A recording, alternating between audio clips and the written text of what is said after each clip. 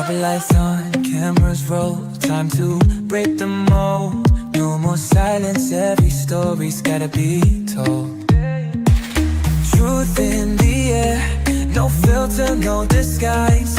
Real talk, real change. We open up your eyes. We got the voices that are changing the game. Fearless, unchained, calling our names. From the struggles to the rise, we expose, we ignite. No topic too deep when you step in the light. We got the answers, spotlight at your truth be heard. Unfiltered conversations, every thought, every word. We challenge, we question, we dive in the deep. Breaking the silence, no secrets we keep.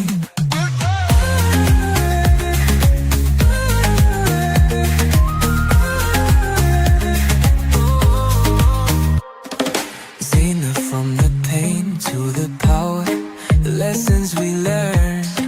Voices of the people, let the fire burn. Dr. Donna, Dr. Laxley, leading the way, guiding the truth in a world full of gray. Experts, activists, voices untold. Everyday heroes with stories so bold.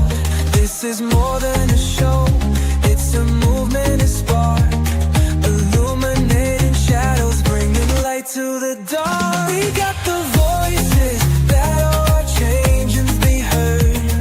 Unfiltered conversations, every thought, every word. We challenge, we question, we dive in the deep, breaking the silence. No secrets we keep.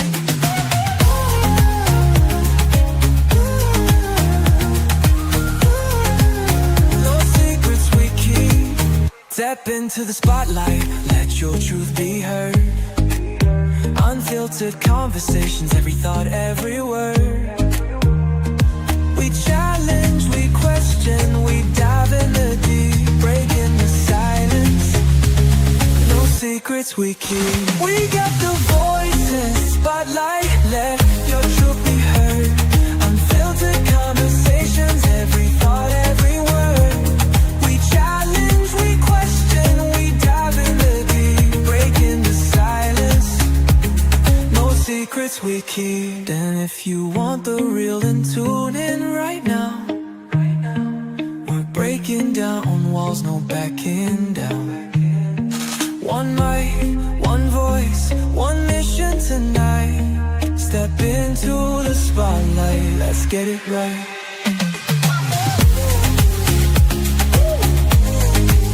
Let's get it right. Head to the spotlight. Let's get it right. What do do do?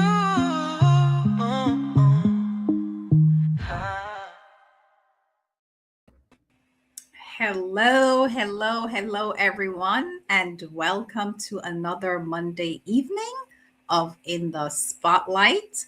This is the home of unfiltered conversations where real talk is what we do. I am none other than Dr. Donna Thompson.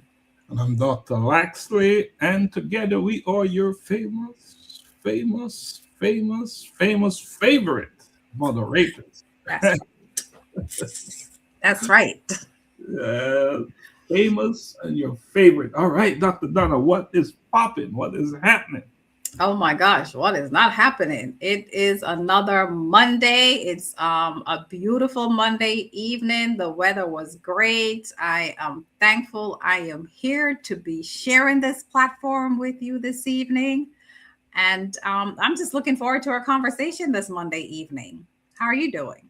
I'm doing great. You know, I didn't get a chance to enjoy that beautiful weather that you described, that you're talking about. But I did get one quick, brief opportunity, one brief moment to go out there with my grandson. And we went for a walk. And he said, and I said to him, "Do you want to go that way?" He said, "No, let's go back that way." He wanted to go home. Oh, So unusual, right? But little walk with him was so refreshing, was so good, because I had a busy day. You know, yesterday we had the growth mindset masterclass. We had that. And how many participants did we have?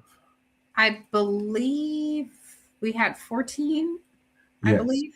at least. And if you count me and you, we probably had more, right? Hmm. We were also participants, right? So that was such an opportunity for us and for the participants, right? To participate and to be a part of the growth mindset blueprint.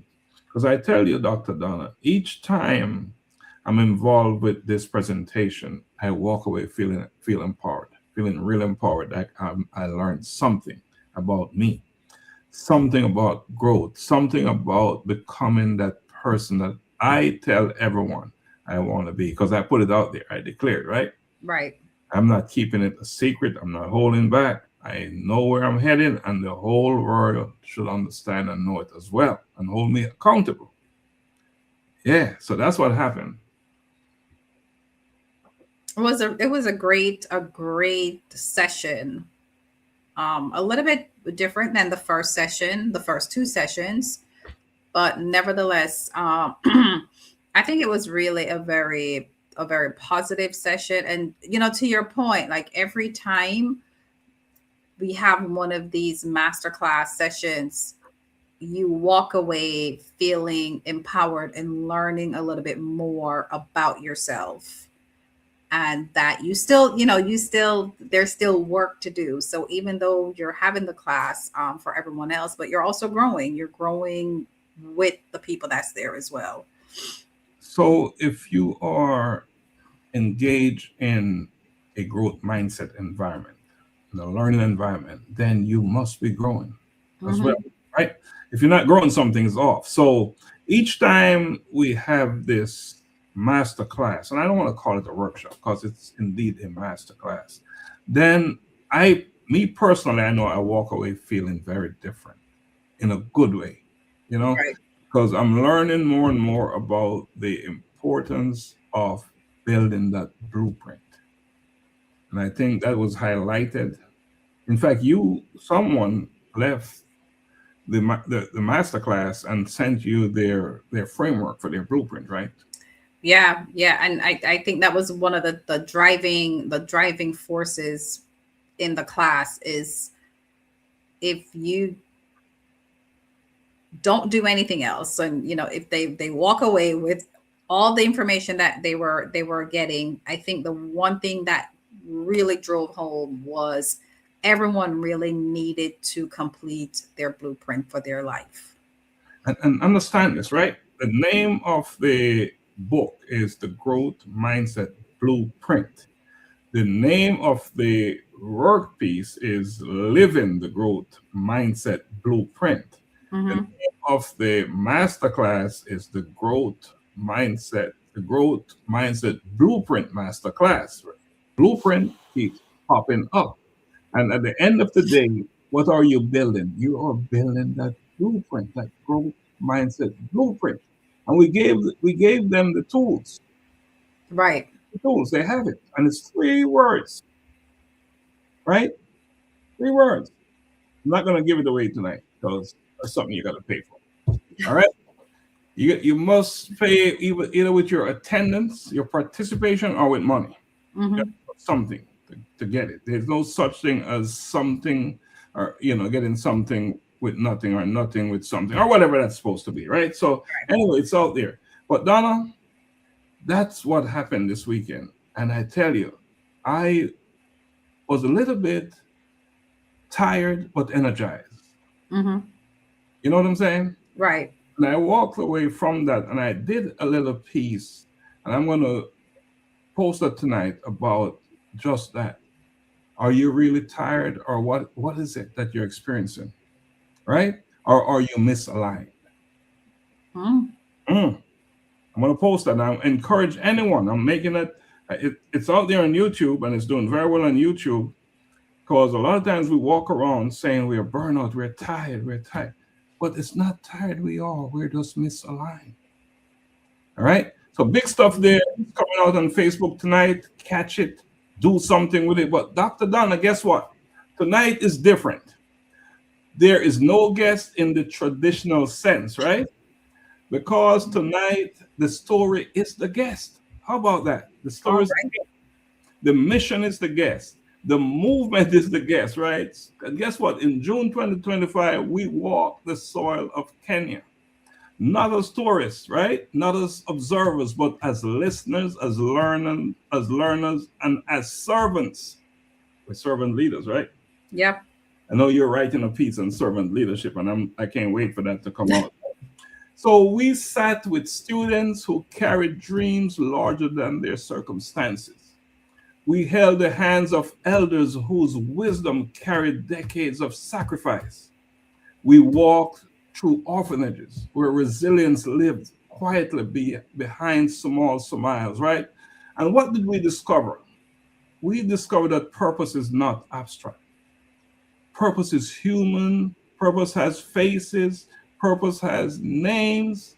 So tonight, Dr. Donna, you and I, we're going to revisit those moments, not as memories, but as mandates. Because guess what? 2026 is not just another trip to Kenya, right? It is one movement, one mission, one Kenya community outreach. So how you feel? Talk to me about that. Uh, about what's coming up? About what happened, what I just described. um, oh my gosh. 2025, so many different emotions, feelings, so many different things transpired in that trip 2025. But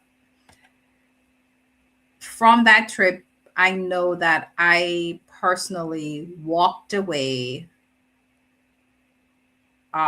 feeling that we made a difference in the small gestures that we did. We did make a difference. And with that, I felt the need to do more there, that we can do more. We can make a bigger impact with our mission, our vision. We can definitely change lives in a positive way. So I do feel some sense of responsibility of doing that. Awesome. You use the word impact, right? And what impacted me most was not their needs, the children, the students, their needs. It was their hunger, and not just hunger for food, it's hunger Mhm, for belief. mhm, These students, I believe that they're brilliant, they're thoughtful, they're curious, and more than capable. But what I discover in my short visit is that many of them are waiting for someone to look them in the eyes and say, "You are not limited by your location, not because you're born in certain situation. mhm. You're not limited. You're more than capable. You're of value. You can do more than people are telling you that you can." So when we spoke to them, I know when I had conversation with the ones that I did about purpose, discipline, and mindset, I believe something in the ones that I had conversation with sort of shifted their posture, changed a bit. And I remember when I was in front of these students and I was telling them that they can become doctors. And I know if you recall when we had that conversation, they can Mhm. this, they can be that. And that they're not just and a number of times they would come up to me and say, "I want to leave and come to America." And I would respond and say, "Why? You have the opportunities here are so great. You know, all you have to do is to tap in." So it was obvious to me that they were asking for direction. They needed direction, and they need more than anything else mentorship. It's almost like they were asking for someone to tell them and to remind them that they too have dreams that are valid. They are of value. So for me, that was that thing that hit me when I went there, you know. And you know what it did for me? It reinforced something. You know, when we first went to Kenya on the first visit, and we went to the place called Lunga Lunga, Mhm. it set the tone, and it really helped me to find and to discover why Kenya was so important in my life. So that one single visit did it for me. And then when I went back, the conversations that we had really shifted the trajectory of who I am of my life. Yep. Yeah, interacting with the students and just the children on a whole, it really, like you said, the experiences, they're smart children, very, very, very smart children, and so humbling, so kind. They greeted us with with smiles, laughter, entertainment, everything that you could possibly think of. They wanted to share. They wanted to share with us.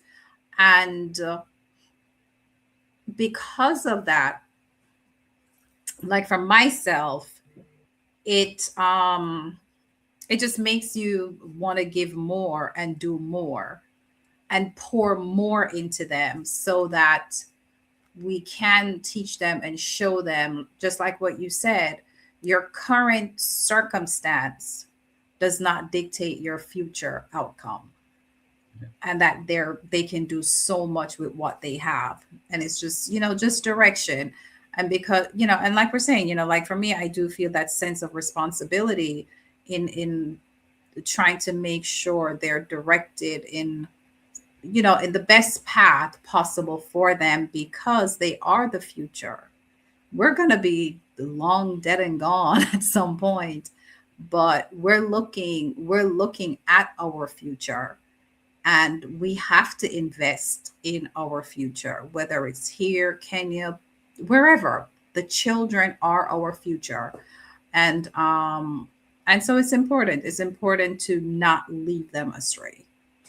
I remember standing in front, maybe at least 300 students, Mm-hmm. at least 300 students at, I think it was Kesagon Primary School or whatever the school is. And I remember standing there, and the energy was so high. They were pushing and pressing towards us, right? As we were talking, having conversations with them.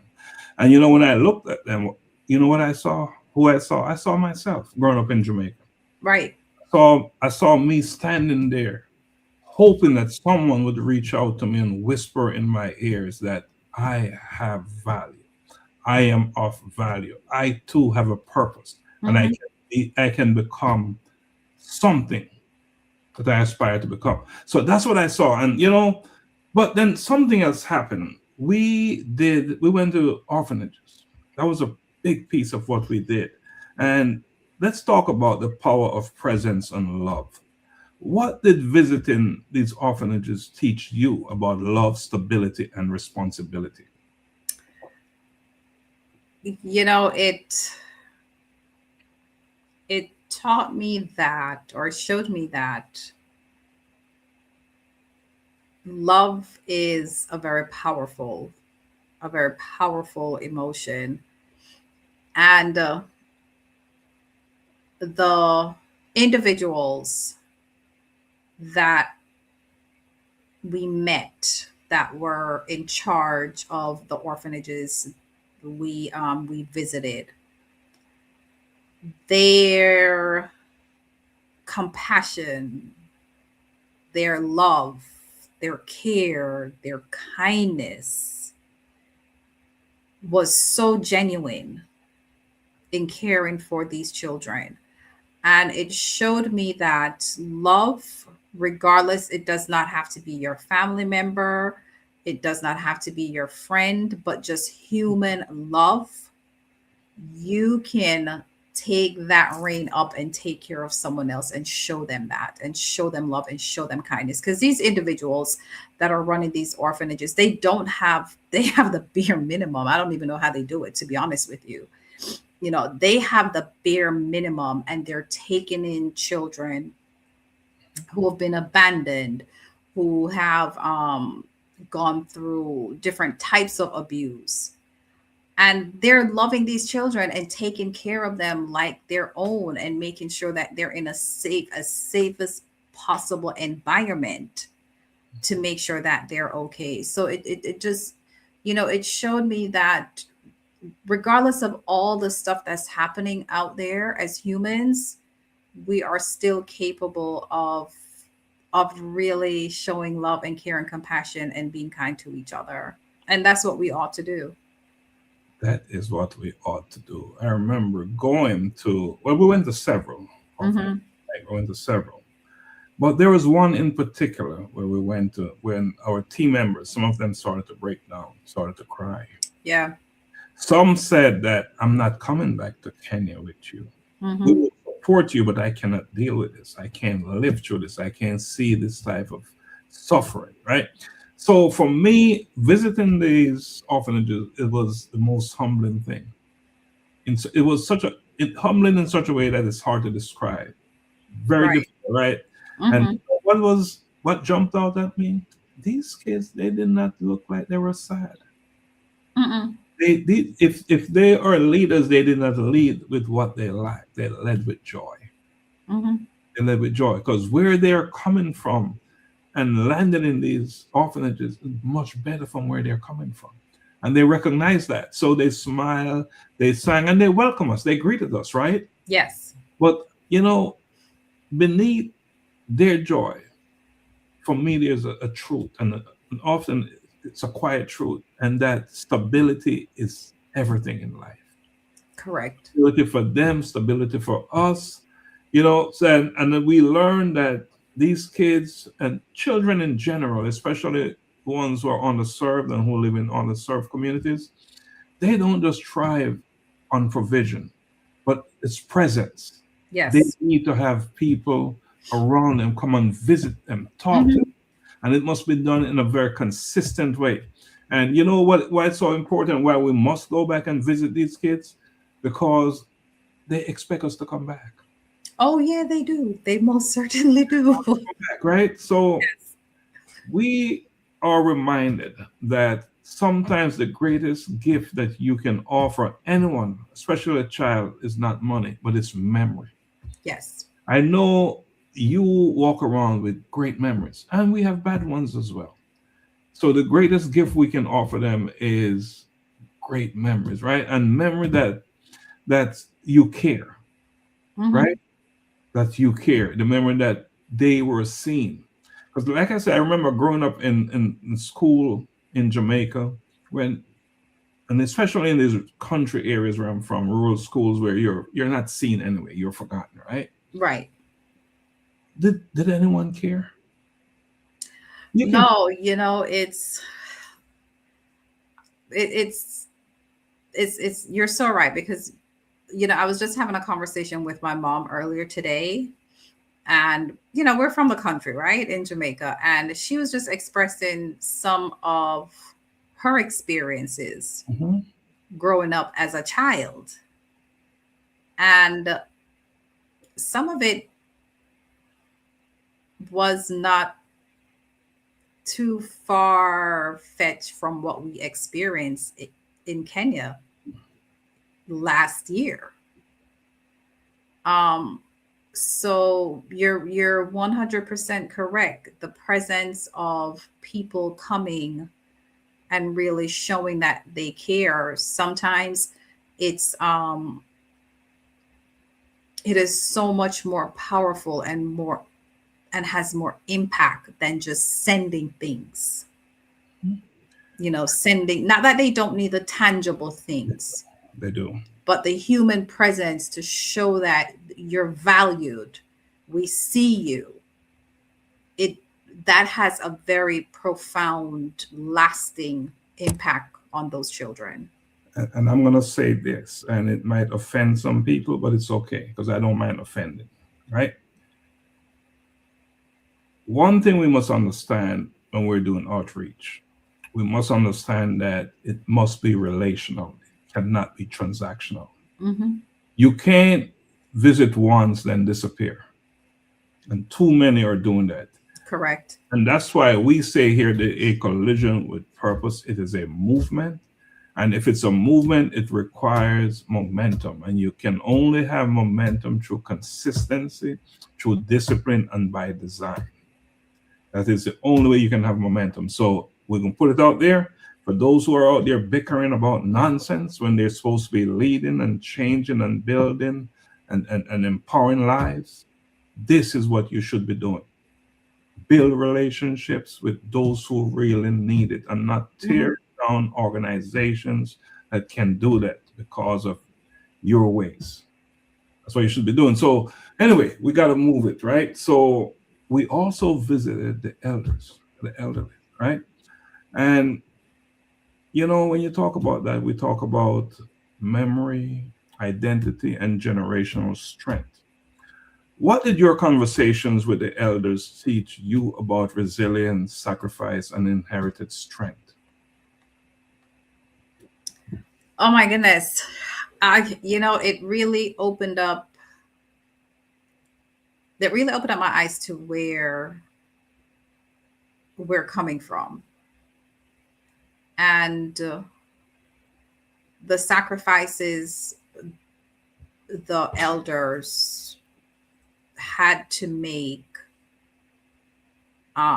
for all of us, for us all to have a better life to where we are today.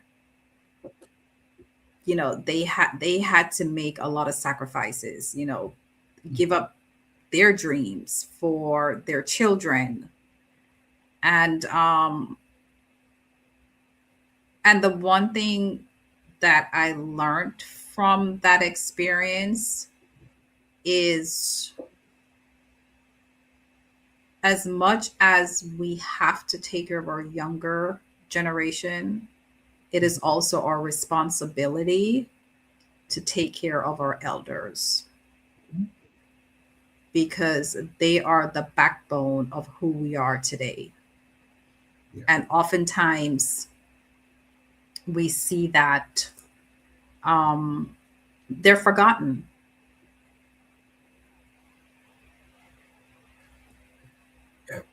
And interacting with the elders is a reminder that resilience, good practice, good habits, good behavior is sometimes inherited. Mm-hmm. And who do we inherit them from? Our elders. It was very noticeable to me that I didn't hear them complaining. Mm-mm. I didn't hear them bickering. It was also obvious that they did not have much in terms of what we have here in the United States, that type of stuff, right? That too many of us place so much emphasis on, right? But there was love, right? Mm-hmm. They were caring, right? So, and what really hit me real deep is that, and you said it, we owe as much to the elderly as we do to the students, right? And why is that so? Because, and let's put it this way, students carry potential, right? Yes. They're the future. But guess what the elderly carry? They carry history. Yes. And is our history important? Absolutely. Absolutely, it's important. And if we neglect the elders, what are we doing? We disconnect the roots.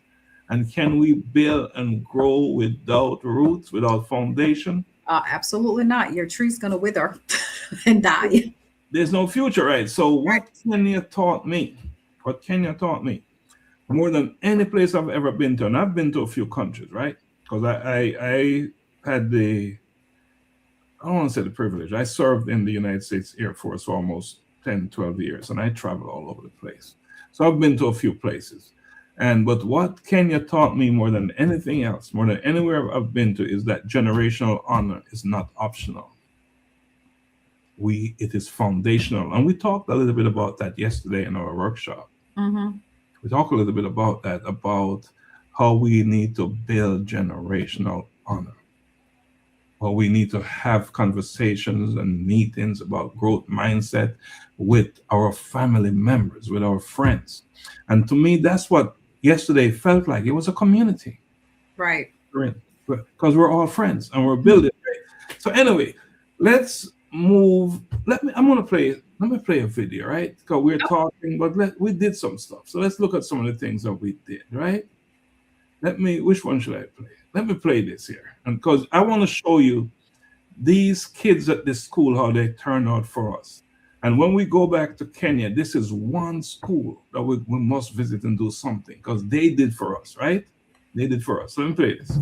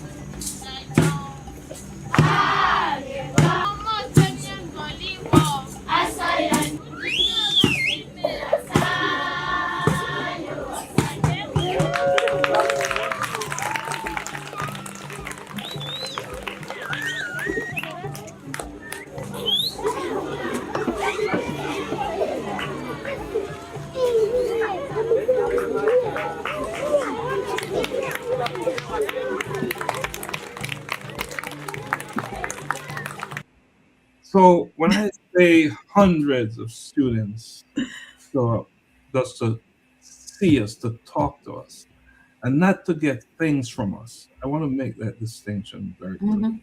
They didn't show up to get stuff. They just wanted to touch us, to see us, to talk to us. You know, I remember when we went to visit a governor, and he was saying, you know what was powerful? He said, man, and you guys look like us, Mhm. right? Yeah. Our entire team, Yeah. you guys look like us. That was so powerful for him. And for the students, when we showed up who we are, you know, and we're here to love on them, to give back, and to make a difference, right? So, anyway, powerful stuff there. I just wanted to share that video. So, generational healing is a big thing everywhere you go, right?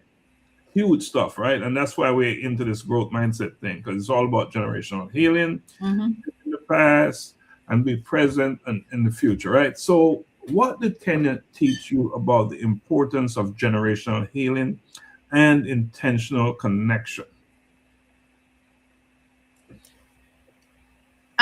You know, it really taught me that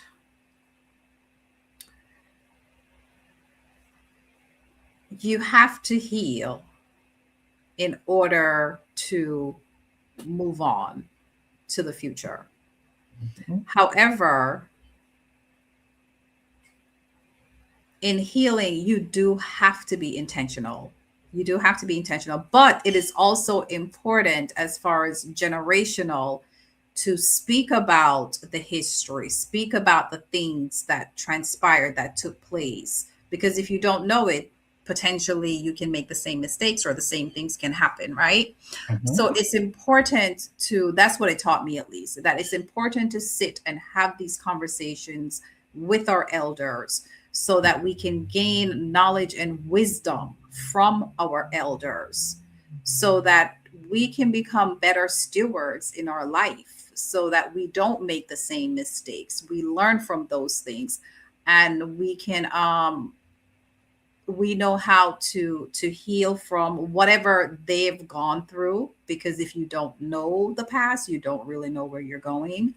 Mhm. So I found that it's, that's what it taught me, the importance of really having those open conversations with your elders, sitting there and just getting all that wisdom from them, getting all that knowledge from them. You got to ask the question, so why, it's almost like being a child again, right? Even though you may be an adult, but being a child again, come with that curious, that curious mind, why did this happen? Why did that? And what I found is that they're at a point where they're so happy to share. They want to share with you. They want to share. They want to pass that knowledge down. They want to give you that wisdom. But you just got to sit there and have those conversations with them. Right. So I'm gonna frame what you just said, and I'm gonna use the word communal healing is best when it's communal. Mm-hmm. And that communal meaning that when elders feel heard, when students are mentored, and when orphans, children feel love. And those were the three segments of people that we dealt with, right? We dealt with. So that's when you begin to repair generational fractures. That's when you really do it. So it's basically what you're saying. So what we saw, there are communities with, we drove through communities, endless pain, right? Mm-hmm. Endless pain. You drive forever, on and on and on and on. And this exists everywhere, by the way. But we're talking about Kenya. And because Kenya is much bigger than where we're from, Jamaica, the problems and the challenges are greater, just on numbers alone. Right. So we saw that, right?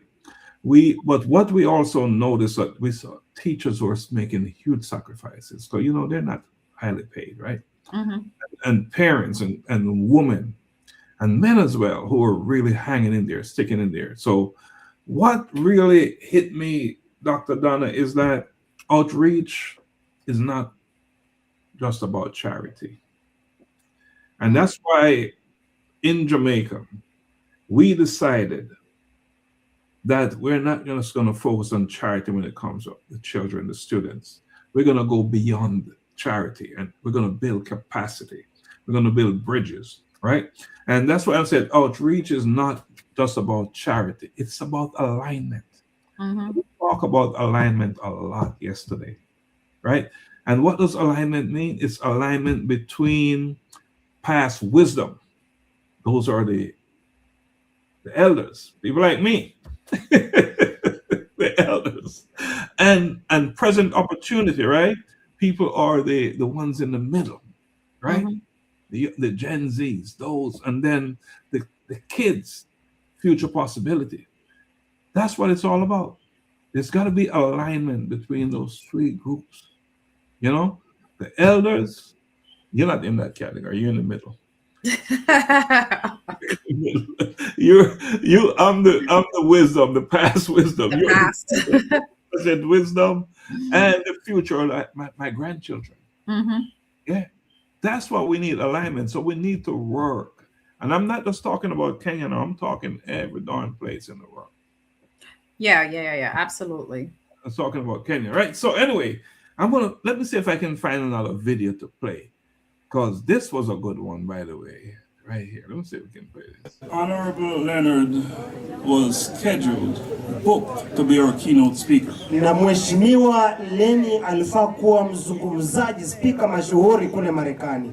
Due to situations beyond his control, lakini kwa sababu ambazo hazingeweza kuepukika, he was not able to make it. Hangeweza kusafiri kufika Marekani. Now we did rebook him for our next colloquium, our next conference. Tayari tumeweza kumwekea kongamano linalokuja, hatakuja tena. So February 21st, 2026, he will be our keynote speaker. Kwa hivyo mwezi wa Februari mwaka ujao atakuwa spika au mzungumzaji wetu mashuhuri kwenye kongamano hilo. And this is in Atlanta, Georgia. Na kongamano hilo litakuwa katika jimbo la Marekani linaloitwa Georgia, katika mji wa Atlanta.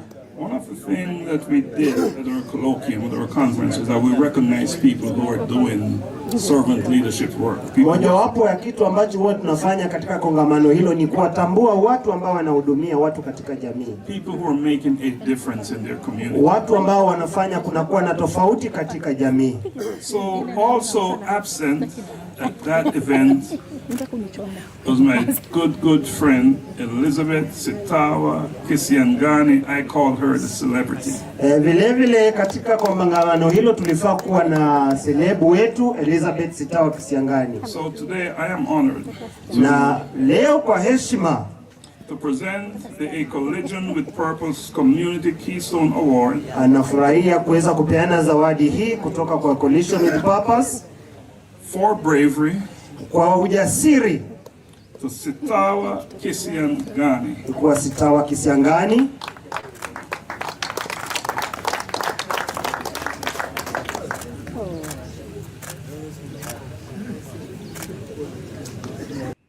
So we don't just live for us, right?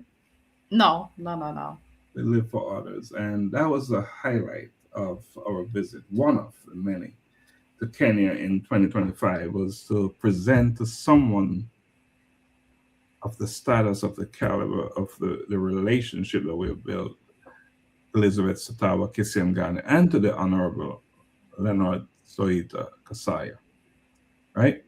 So that was a big deal. Let's share your thoughts on that.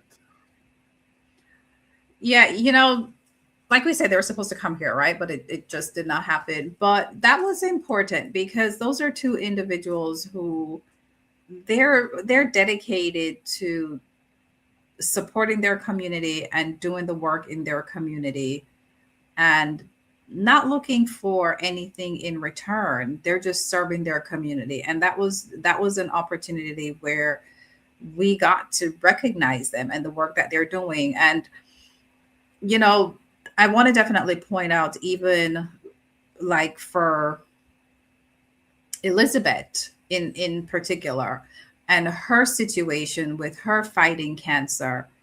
And oftentimes, even though she's fighting her illness, but oftentimes she come across other individuals who they're fighting as well, but they need assistance. They may need financial assistance to pay for their insurance, or, you know, transportation or whatever. And she'll try to help as well, even though in her need, she will still try to help someone else. She's not being selfish, or, you know, she's still wanting to serve. She's still wanting to help where she can. And even with us going there, she sacrificed, you know, it was a big sacrifice for her to come out and be around us and be with us and to even honor us. She honored us herself. And that just shows that these are individuals who they're doing the work in their community, and they want the best for their communities and to uplift their communities as well. So, you know, when we have those people, we definitely want to recognize them, and so that we can encourage them to continue doing the work. And we definitely ask for other people to come out and, you know, and jump in and serve your communities as well, because that's the only way you're going to uplift your community. Your community is your family. It's a communal thing, right? All right. So we didn't go by ourselves, right? So I'm going to play. We brought musicians with us as well. Yes. We brought all kinds of talent, right? So here is Mr. Joey West. All right. We were on the Lake Victoria, that huge lake. All right? Oh, yes. Lake Victoria. He took care of us right here.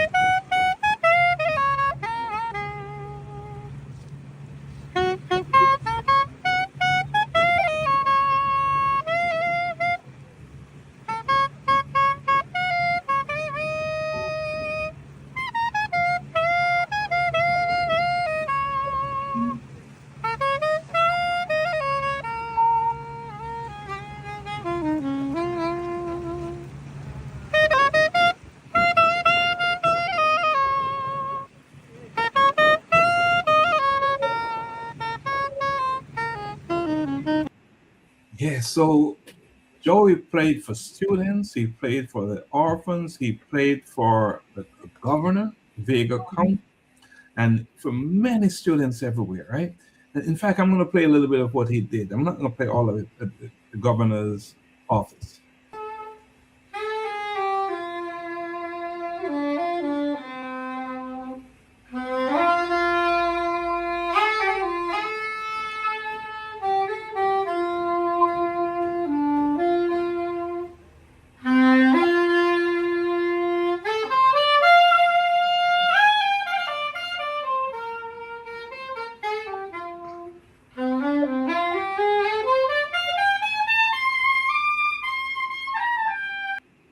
So here we are meeting with the governor in his conference room with his staff, with our team, and we're having conversations about, returning just to pick up on the work. And we found out that he was a true lover of music, and he knew about Joey, and Joey played for him and his team, and it was so well received. All right, so yeah, but guess what? 2026 is coming. 2026 is here. Here, when I say 2026, I mean 2026 Kenya Community Outreach. And we call it One Movement, One Mission, One Kenya. It is here. So what I want to ask you, but first let me say, why is the 2026 Kenya Community Outreach different from 2025? Why is it different? Well, for one, 2025 was our first time going as a group, where we took our group and got more exposure than the first time that we went. We were able to really go into the communities, walk the street, go grocery shopping. Just we lived and experienced Kenya. 2025. And so with that, we learned a lot about different needs, different support that's needed. So even though that was an outreach trip, but I think it was also an opportunity, like a learning, right? A learning, time to learn, time to where we went into the community and get to really know the place and experience the country. This time now going back, because of that exposure, this time going back, we're going back with a little bit more focus driven, because now we know exactly what the needs were, what we want to do, what we're going to do. So we're definitely a little bit more focus driven on the initiatives that we're going to do, the areas that we'll be visiting, and the work that we're going to be doing on a whole. And once again, really driving, building capacity, right? Sustainability. Those are the things that we definitely will be driving in this 2026 trip going back. Absolutely. And let me acknowledge Dr. Apollon Reed. She is watching us, listening to us, and she said, looking forward to the 2026 Kenya Community Outreach. She's coming to Kenya with us. And she is the president of the Jamaican Museum and Cultural Center right here in Atlanta, doing great stuff there. Mm-hmm. And we support her 120%? There's no such thing as 500%. But I want to go over 100, right? All right. So 2025 for me, Dr. Donna, was a collision, right? Like you said, we just crashed into Kenya. But guess what? 2026 is coordination, right? Mm-hmm. Planned, right? We're no longer in the discovery business. We are in the building business, right? Right. We have done discover what we need to discover. Now we're building. We understand the terrain. We even planted trees in Maragolian Forest. Now look here. There, we went up that mountain and we planted trees. Mm-hmm. And we go back and see how the trees are performing, right? So we own, your name is there, by the way, in Maragolian Forest. Mm-hmm. The entire team, right? So, yeah, we're not just building, we don't just understand the terrain. Emotionally, we have a better understanding, right? And spiritually of the country. Right. So no, we're no longer, foreigners, so to speak, right? Mm-hmm. We have better understanding, right? So, and you said it, 2026 is about intentional building, intentional structure. So we'll be more strategic. And then when we deal with situations and look at these children, these students and elders, we're going to be focusing more on deeper mentorship. You know, we were looking at cancer patients. We were at building out our, I know you want to build a school there. So we'll be forging stronger relationships. And that's why we say one movement, one mission, one Kenya outreach. We're not into any fragmented anything. This is not a fragmented effort, a piecemeal effort. It's one unified action. That is a collision with purpose. We call it one movement, one mission, one Kenya. Right? So yes, that's what it is. So I think we both have the same vision. We're both saying it. We just say it a little bit different. Right. We say it together. All right. So let's talk a little bit about responsibility. You know, let's move it from experience, which we had our experience, to commitment. What responsibility do we, as members and leaders of the A Collision with Purpose, carry after witnessing the students, the elders, and children in the orphanages? We have the responsibility of doing our best to make each person life a little bit easier that we've come in contact with. So whether it's mentoring, words of uplifting, whatever the needs may be, but that is a responsibility that we have. Every single person that we come in contact with, we have the responsibility of leaving them with a positive experience and trying to make their life a little bit better. Wow. And before I say my piece, because we're mirroring each other in so many ways, I want to play something here, because I remember we were at a school in Viega County. It could be Kakamega County. We were at a school and I was talking to the students, but one thing was obvious is a number of them, they were well dressed, but they didn't have shoes on. We saw that, and the team decided, I think it was one member on our team, Yvonne Graham, stepped forward and said, here is all the money you need to buy 90-something pair of shoes. And that's the kind of team we had, right? Talk about being unified, not fractured. And this is what happened. So on behalf of the team, thank you very much. Here we shall just walk. Okay, just let's finish.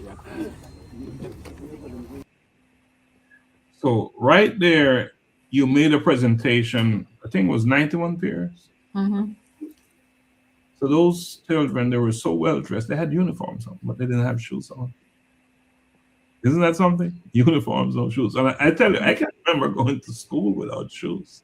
So that really touched me. That hit me hard. yeah, that's what I'm saying. So much of it can remind us of, growing up back home, where some children they didn't have shoes, or they may have had just one good pair and they couldn't wear it to school because it may be that they have to wear it to church, or or something of that nature. So they had to go to school without. And I played that video because of responsibility.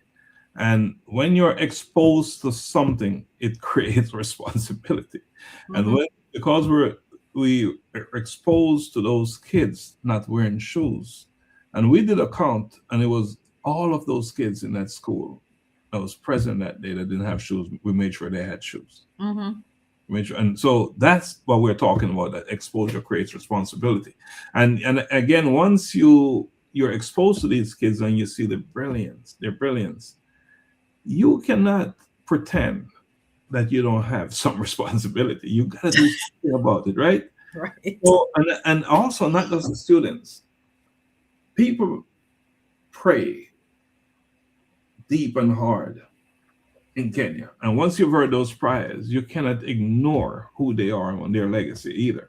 Right. You have to stand up and step up, right? So, and meeting some of these kids and just touching them, I walk away feeling as if that I received more that I gave. Mm-hmm. Mhm. I received more. And there were times I could not hold the tears back. I couldn't hold it back. I did a good job hiding it, I thought. You, when you can hold it back, you can't hold the crack in the voice. The crack in the voice, right? It's like the time. So responsibility for me means that we must return. Mm-hmm. Because it's all about consistency. You cannot just go once. It's not transactional. We said it earlier. It's relational, right? So it means that we must build in system that outlive moments. And what we had was moments. We have to get past those moments. We have to build systems. So 2026, Dr. Donna, is not a road trip. No. It is not a road trip. If you're coming to Kenya with us, no, it is not a road trip we're going on. It's not a party, it's a commitment. It's a commitment to build, to empower, and to help these students see their way. When you leave Kenya, we expect that you will want to mentor 1, 2, 3, 4, 5, or sponsor 1, 2, 3, 4, 5 kids. Right. The good thing about Kenya, to send a student to primary school doesn't cost a lot. Mm-mm. You can send 4 or 5 of them, and it won't dent anything in your pocket. So, like I say, it's a commitment. All right, commitment. So, Dr. Donna, we're drawing down on time. But before I go, can I play one more video before we have our closing talk? Yeah, sure, absolutely. I want to play because we had music there as well. And if I can only find that video. If I can only, all right, let me see if I can. I'm gonna take one hit at it, and if it's the video, it's the video. If it's not, we keep it moving, right? No, it's not the video. But this was a big deal. This was a big deal. That was a big deal. Another highlight was, look at that gentleman there. We were in his office. Mm-hmm. That's the professor. That's Professor Pielo Lumumba, my mentor.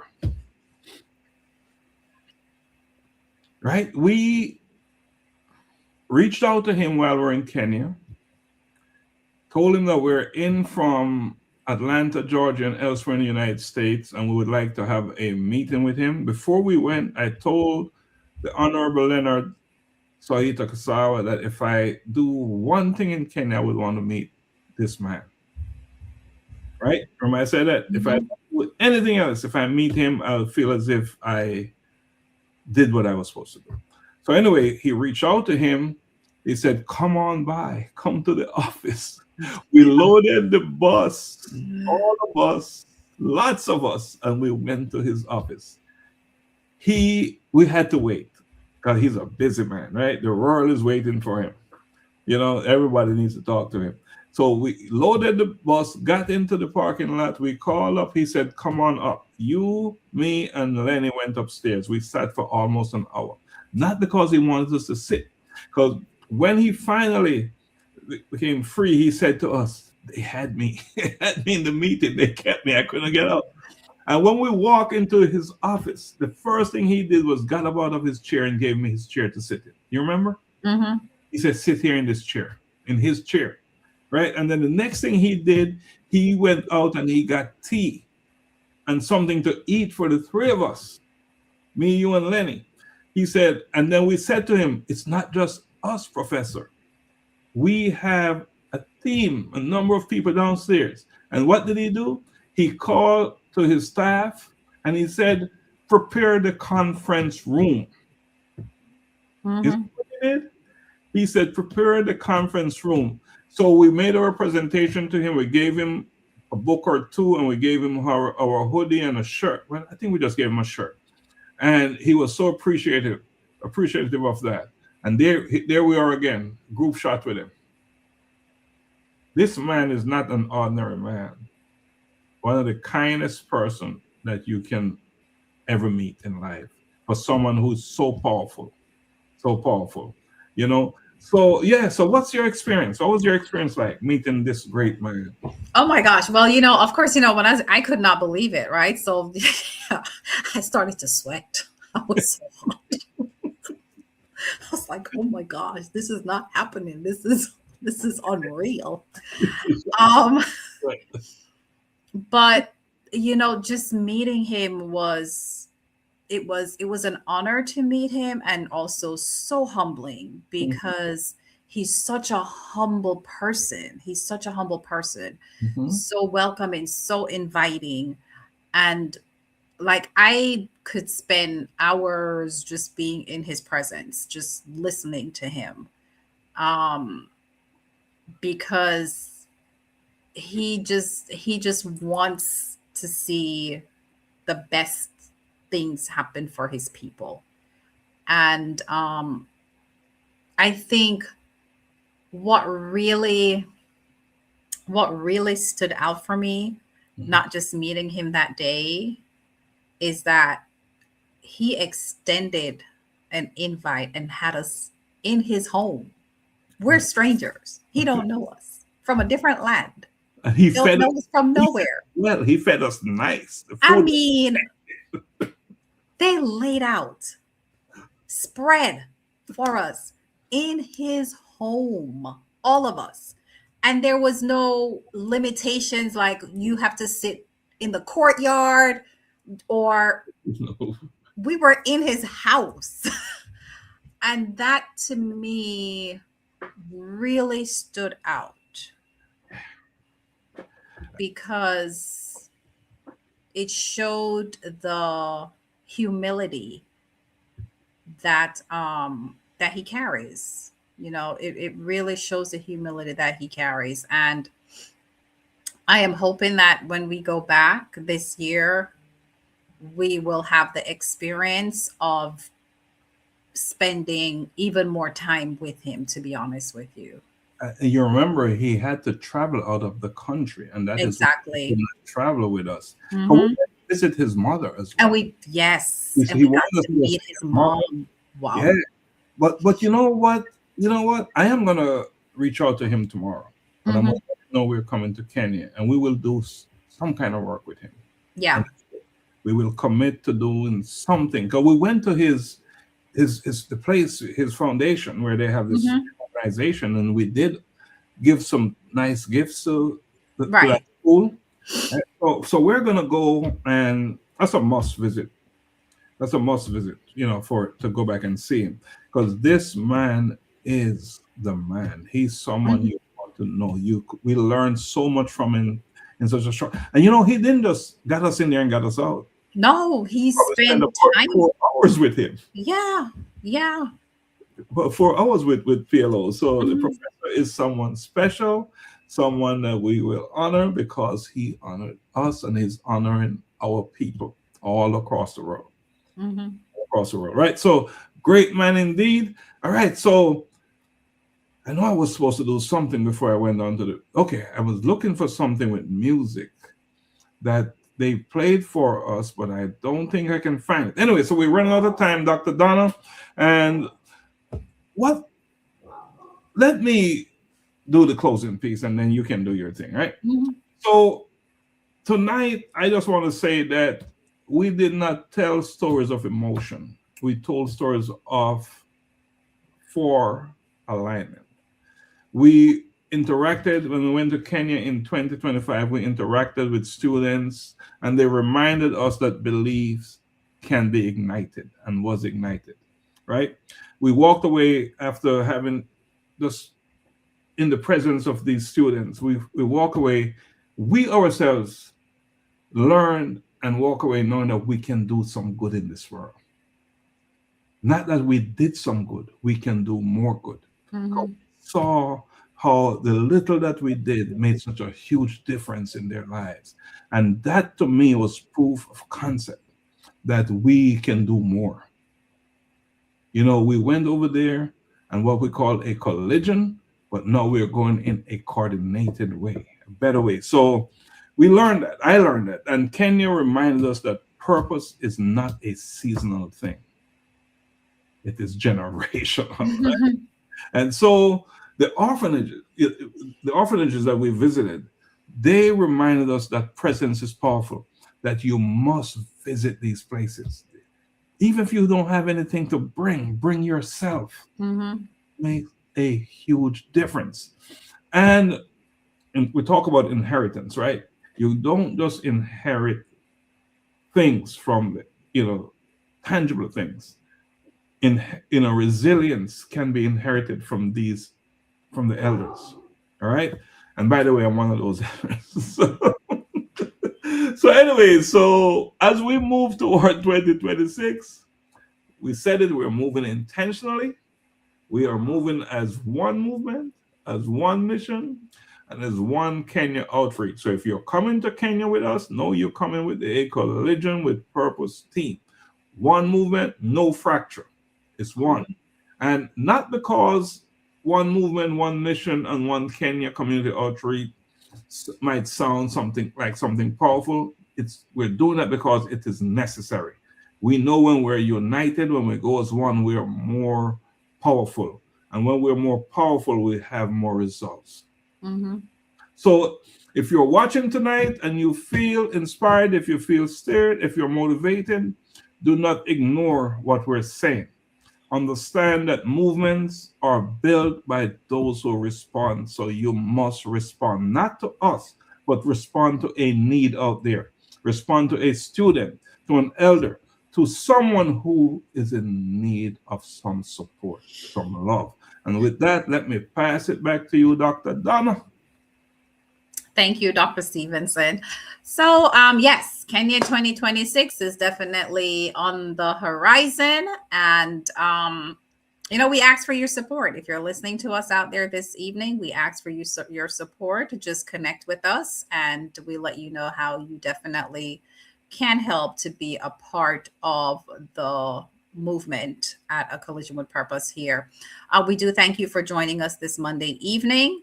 You will be hearing more about our trip moving forward. We will continue to speak about it. We will give updates, and so that we can share our journey with you as well. Even if you may not be able to join us, but we can share with you so you can be a part of our growth and our outreach throughout Kenya and the work that we're trying to do. Because sometimes, you don't necessarily have to be physically there, but your support in other ways. We definitely appreciate that. It is the beginning of the week, so definitely do have a wonderful remainder of the week. Be safe out there in your travels and everything that you're doing.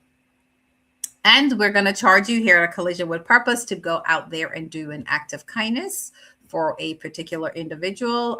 Let's make it not a family member or a friend, even though you should already be kind to your family members and your friends. So I'm charging that you're doing that. But let's go ahead and just, continue to spread kindness and love to people that we don't know, and let kindness and love become infectious. We can change cultures by just, one act at a time, but we can definitely spread that. So without further ado, have a wonderful remainder of the week.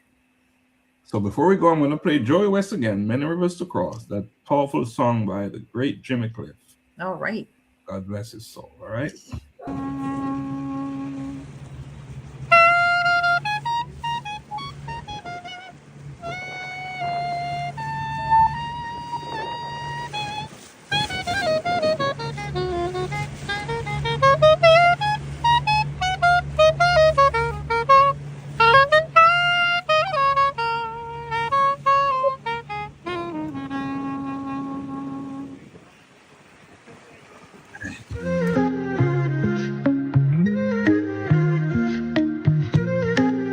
Step into the spotlight. Couple lights on, cameras roll. Time to break the mold. No more silence, every story's gotta be told. Truth in the air, no filter, no disguise. Real talk, real change. We open up your eyes. We got the voices that are changing the game. Fearless, unchained, calling our names. From the struggles to the rise, we expose, we ignite. No topic too deep when you step in the light. We got the answers, spotlight at your truth.